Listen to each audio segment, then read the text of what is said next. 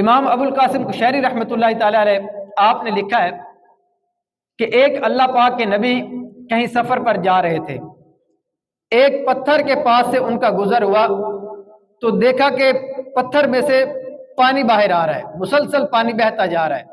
اب پہاڑوں سے پانی نکلے تو یہ کوئی حیرت کی بات نہیں ہے، چشمے نکلتے ہیں، لیکن ایک چھوٹے پتھر میں سے پانی نکلنا اور مسلسل نکلتے رہنا یہ حیرت کی بات ہے۔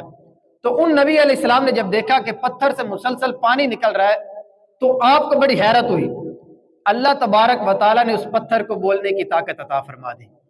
اس پتھر نے عرض کی، اے اللہ پاک کے نبی، جب سے میں نے یہ سنا ہے کہ جہنم کا ایندھن آدمی اور پتھر ہوں گے، اس دن سے میں خوف خدا سے رو رہا ہوں کہ کہیں ان جہنم کا ایندھن بننے والے پتھروں میں میرا نام بھی نہ لکھ دیا گیا ہو۔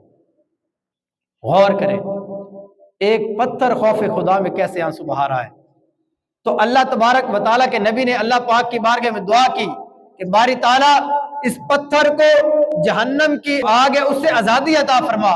اللہ تبارک و تعالیٰ نے ان نبی علیہ السلام کی دعا کو قبول فرمایا اور فوراً ان پر وحی نازل فرمائی کہ ہم نے اس پتھر کو جہنم کی آگ سے آزاد کر دیا ہے۔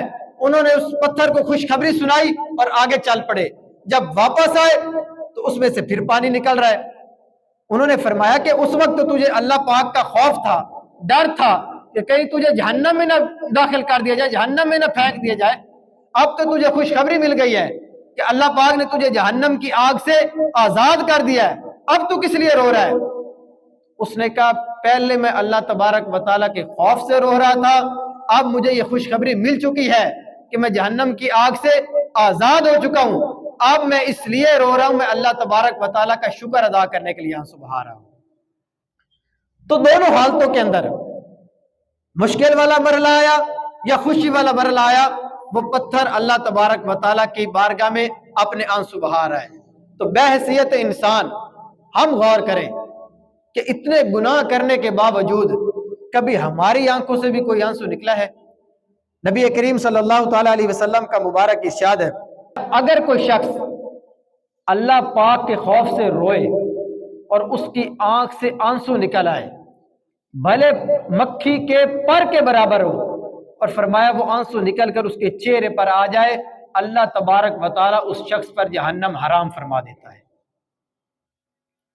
ایک آنسو کی کتنی قیمت ہے، لیکن یہ آنسو دنیا داروں کے سامنے تو ہم گرا رہے ہوتے ہیں، دنیاوی فوائد کے لیے، دیگر چیزوں کے لیے بھی ہم رو رہے ہوتے ہیں، لیکن جس بارگاہ میں ہمیں رونا چاہیے ہم اس بارگاہ میں آنسو نہیں بہا پاتے۔